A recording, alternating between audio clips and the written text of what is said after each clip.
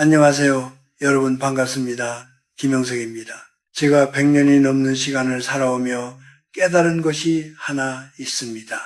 인생에서 가장 어려운 공부는 무엇을 더 아느냐가 아니라 이미 알고 있는 것을 얼마나 잘 숨길 수 있느냐라는 사실입니다. 특히 자식들 앞에서는 더욱 그렇습니다. 오늘 저는 자손들 앞에서 현명하게 바보가 되는 법이라는 다소 역설적인 이야기를 나누고자 합니다. 제가 수많은 가정을 지켜보며 가장 안타깝게 느낀 장면이 있습니다. 평생 누구보다 성실하게 살아오고 자식들을 위해 모든 것을 바쳐온 부모들이 노년에 이르러 자식과 점점 멀어지고 결국 외로움 속에 살아가는 모습입니다. 겉으로 보면 이해하기 어렵습니다. 이렇게 훌륭한 부모가 왜 자식과 등을 지게 되었을까요? 그 이유는 의외로 단순합니다. 그분들이 나빠서가 아니라 너무 똑똑했기 때문입니다. 자식의 허물은 부모 눈에 너무 잘 보입니다. 삶의 시행착오가 얼마나 위험한지도 어떤 선택이 더 효율적인지도 이미 몸으로 겪어 알고 있습니다. 그러니 한마디라도 더 해주고 싶고 조금이라도 덜 돌아가게 해주고 싶은 마음이 생깁니다. 문제는 바로 그 옳은 마음이 관계를 무너뜨리는 시작점이 된다는 데 있습니다. 젊은 세대는 부모의 지혜를 존중하지 않아서가 아닙니다. 그들은 단지 자신의 인생을 스스로 선택할 권리를 원할 뿐입니다. 100세를 넘겨 살며 제가 받아들이게 된 서글픈 진실 하나가 있습니다. 젊은 세대는 노인의 정답을 원하지 않습니다. 내 경험에 의하면 말이다로 시작되는 조언은 그들에게 사랑이 아니라 통제처럼 들립니다. 그들이 진정으로 원하는 것은 묵묵히 지켜봐주는 시선, 실패하더라도 돌아올 수 있는 안전한 자리입니다. 그래서 저는 말합니다. 진정으로 지혜로운 노인은 자손들 앞에서 기꺼이 바보가 되기를 선택하는 사람이라고 말입니다.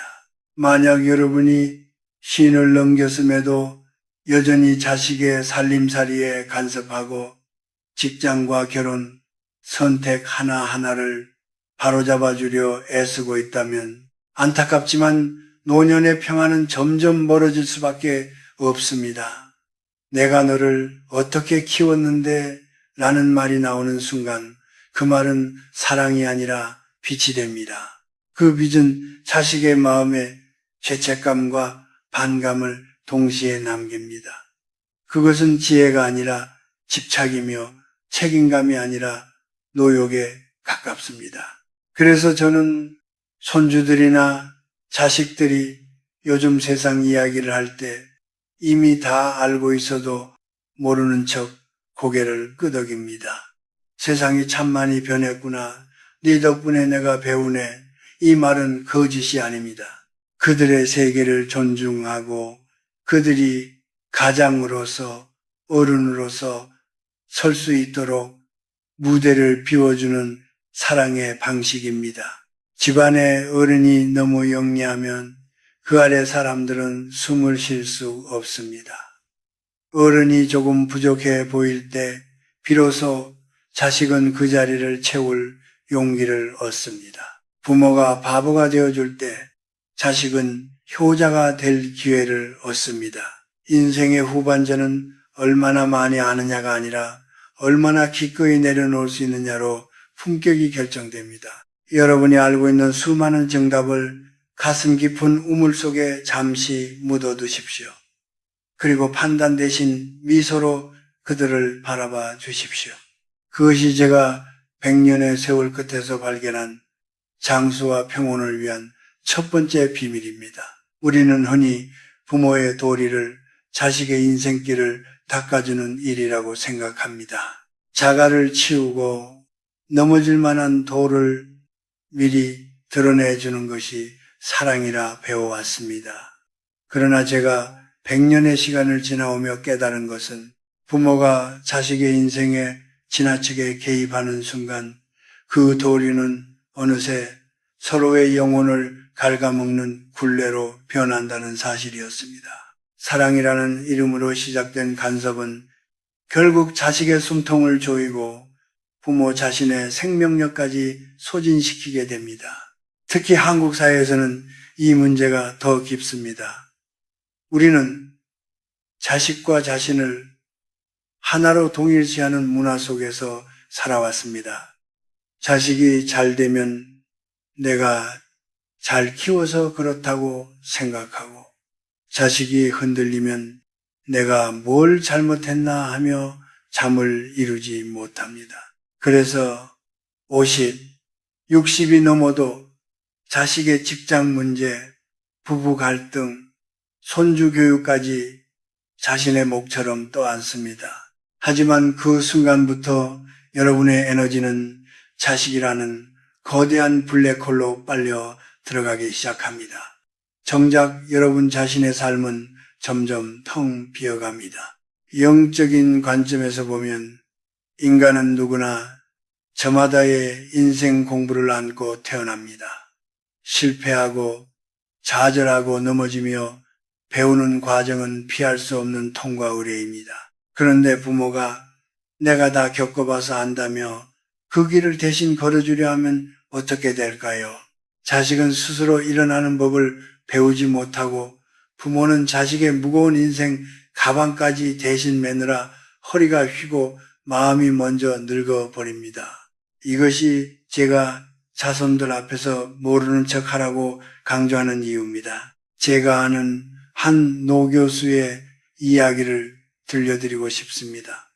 그의 아들은 사업 실패로 큰 빚을 지고 바닥까지 내려갔습니다. 주변 사람들은 모두 말렸습니다. 아버지가 조금만 도와주면 다시 일어설 수 있지 않겠느냐고요. 하지만 그 노교수는 끝까지 모르는 척했습니다. 잔소리도 훈계도 돈 이야기도 하지 않았습니다. 그저 침묵 속에서 아들의 시간을 기다렸습니다. 사람들은 그를 냉정하다고 비난했지만 그는 알고 있었습니다. 지금 개입하는 순간 아들의 인생 공부는 멈춰버린다는 사실을 말입니다. 세월이 흘러 아들은 결국 스스로 다시 일어섰습니다. 그때 아버지는 처음으로 아들의 손을 잡고 말했습니다. 나는 네가 해낼 줄 알았다. 그래서 기다려준 거다.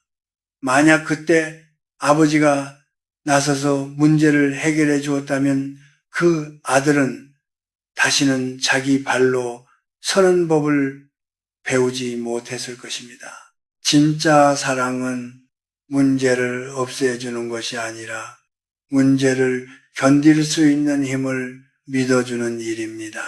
자식 앞에서 똑똑한 척하며 훈수를 두는 순간 여러분의 에고는 만족될지 모르지만 자식의 내면에는 열등감과 원망이 싹트기 시작합니다. 내 말이 맞지 않느냐 라는 한마디는 관계에 보이지 않는 금을 냅니다. 늙은 부모가 지켜야 할 가장 큰 덕목은 기다림입니다. 자식들이 모여 자기들 방식으로 인생을 논할 때 슬며시 자리를 비워주거나 못 알아듣는 척 웃어주는 태도. 요즘 애들 사는 건 도통 모르겠다는 그 한마디가 자식들에게는 숨 쉴 공간이 됩니다. 부모가 바보를 자처할 때 그 가문의 에너지는 비로소 막힘없이 흐르기 시작합니다. 여러분의 노년이 평안하고 길기를 원하신다면 오늘부터 자식 인생에 감독관 완장을 내려놓으십시오. 그것이 자식도 살리고 여러분 자신의 남은 생명력도 지키는 유일한 길입니다. 인생의 가을을 지나 겨울의 문턱에 들어서면 많은 분들이 비슷한 감정을 겪습니다. 나는 아직 정정하고 머리도 잘 돌아가는데 왜 아이들은 나를 뒷방 늙은이처럼 대할까?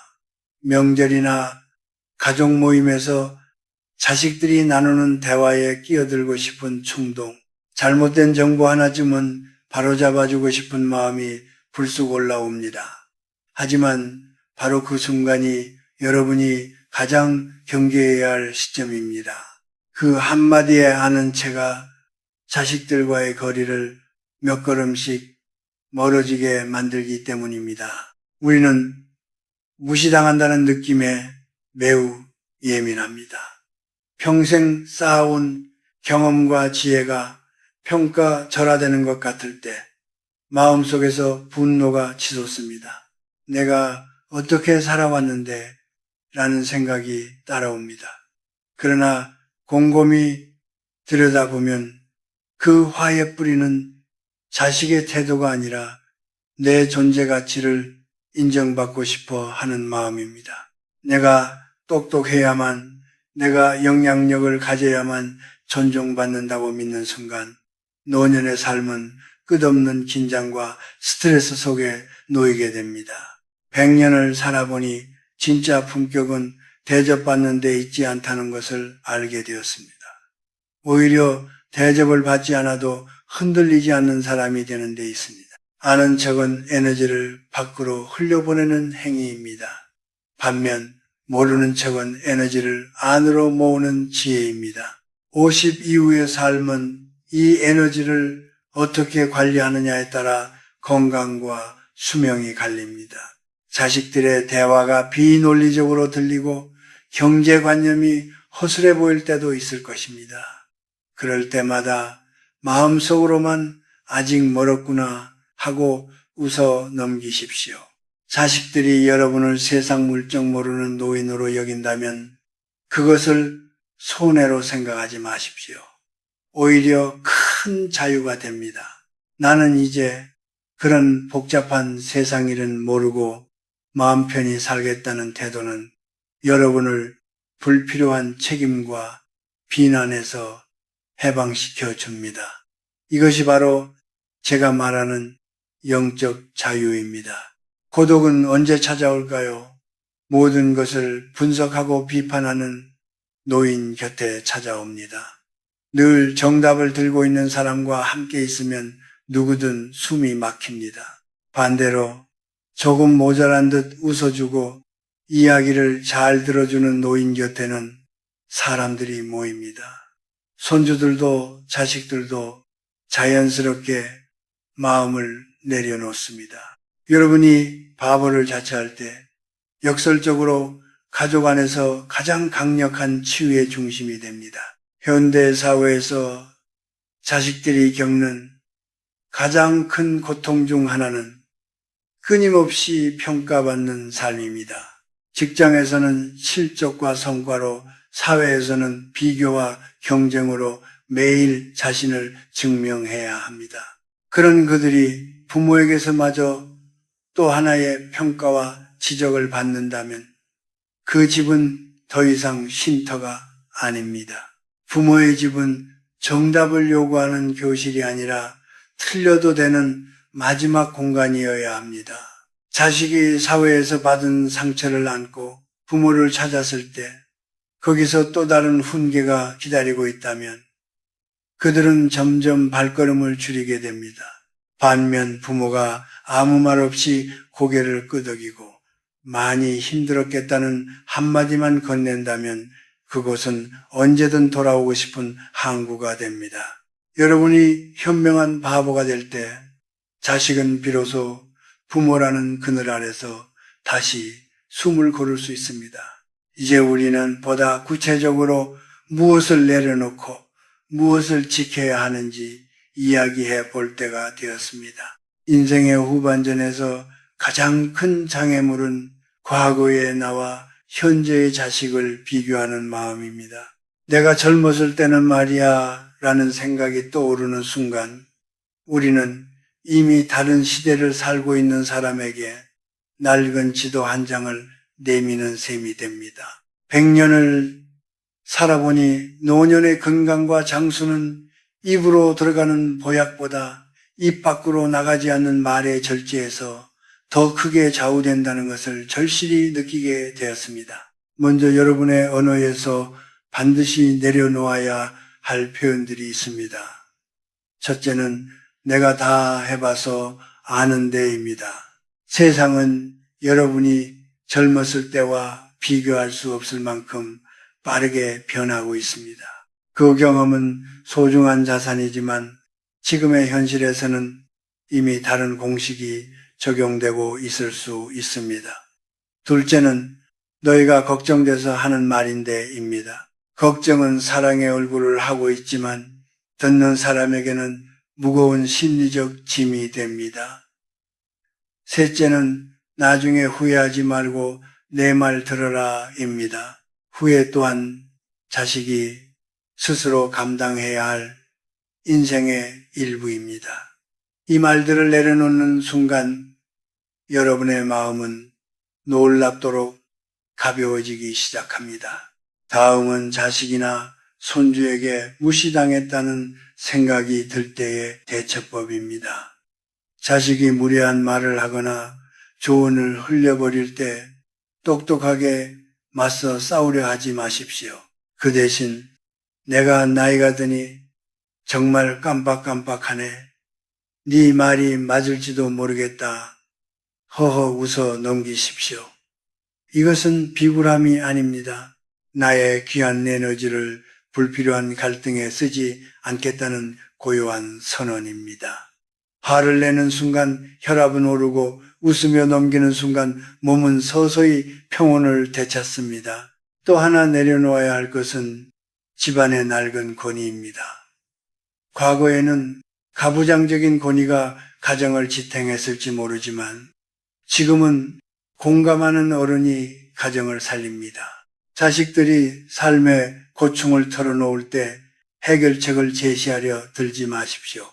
대신 참 고생 많았구나라는 말과 함께 따뜻한 밥 한 끼를 내어주십시오. 자식은 부모의 날카로운 머리가 아니라 그 부모의 온도를 기억하며 다시 찾아옵니다. 물건에 대한 집착도 정리해야 합니다. 언젠가 자식에게 도움이 될 거라며 쌓아둔 오래된 가구, 입지 않는 옷, 의미를 잃은 서류들, 이런 것들은 공간의 기운을 막을 뿐 아니라 여러분의 마음을 과거에 붙잡아 둡니다. 공간이 비워져야 새로운 기운이 들어옵니다. 마음이 가벼워지면 몸도 자연스럽게 생기를 되찾습니다. 정리된 집은 곧 정리된 마음의 반영입니다. 마지막으로 기대를 내려놓으십시오. 진정한 상팔자는 자식에게 대접받는 노인이 아니라 자식에게 바랄 것이 없는 노인입니다. 기대가 없으면 실망도 없고 실망이 없으면 마음은 늘 고요한 호수처럼 잔잔합니다. 용돈이나 안부 전화에 마음을 걸지 마십시오. 대신 혼자서도 즐거울 수 있는 취미를 찾고 동네 산책길에서 들꽃을 바라보며 계절과 대화하는 법을 익히십시오. 여러분이 스스로 행복해 보일 때 자식들은 비로소 안심하고 여러분 곁으로 다가옵니다. 인생이라는 긴 강을 따라 100년을 흘러와 보니 마지막에 남는 것은 내가 얼마나 높이 올라갔느냐가 아니었습니다. 얼마나 많은 것을 움켜쥐었느냐도 아니었습니다. 끝내 손에 남는 것은 얼마나 평온하게 내려놓았느냐, 그리고 그 과정에서 얼마나 부드럽게 사람을 대했느냐였습니다. 특히 자식과의 관계에서는 이 진리가 더욱 분명하게 드러납니다. 노년의 삶을 가장 깊이 병들게 하는 감정이 무엇인지 아십니까? 저는 단연코 섭섭함이라고 말하고 싶습니다. 내가 어떻게 키웠는데 내 지혜가 이렇게 깊은데 왜 몰라주나 라는 마음속 독백이 쌓이고 쌓여 마음의 병이 되고 결국 몸까지 무너뜨립니다. 그런데 신기한 일이 하나 있습니다. 내가 스스로 바보가 되기로 결심하는 순간 그 섭섭함이 서서히 사라진다는 것입니다. 자식 앞에서 내 지식을 감추고 평가 대신 미소를 선택하는 그 순간 마음속에 응어리처럼 박혀있던 독소가 빠져나갑니다. 여러분의 남은 인생은 더 이상 자식의 성적표나 성공 여부에 따라 출렁거려서는 안 됩니다. 자식이 잘 되면 물론 기쁘지만 그것이 여러분 삶의 중심이 되어서는 안 됩니다. 자식들이 여러분을 세상 물정은 잘 몰라도 늘 인자하게 웃어주던 어른으로 기억하게 하십시오. 그것이 그들에게 남길 수 있는 가장 큰 유산입니다. 똑똑하고 날카로운 부모는 존경받기보다 두려움의 대상이 되기 쉽지만 편안한 부모는 언제든 돌아갈 수 있는 안식처가 됩니다. 부모가 너무 또렷하고 서슬퍼렇게 살아있으면 자식은 숨을 죽입니다. 반면 부모가 조금 모자란 듯 웃고 기다려주면 자식은 삶이 고달플수록 그 그늘을 찾아옵니다. 누군가에게 쉼터가 되어주는 삶, 이것보다 더 아름다운 노년이 있을까요? 저는 매일 아침 거울을 보며 스스로에게 말합니다. 김영석, 오늘도 가르치려 하지 말고 판단하지 말고 그냥 많이 웃어주자. 100살이 넘은 지금도 이 다짐이 없으면 마음이 쉽게 흔들립니다. 여러분도 오늘 밤 잠자리에 들기 전 마음의 짐 하나만 내려놓아 보십시오.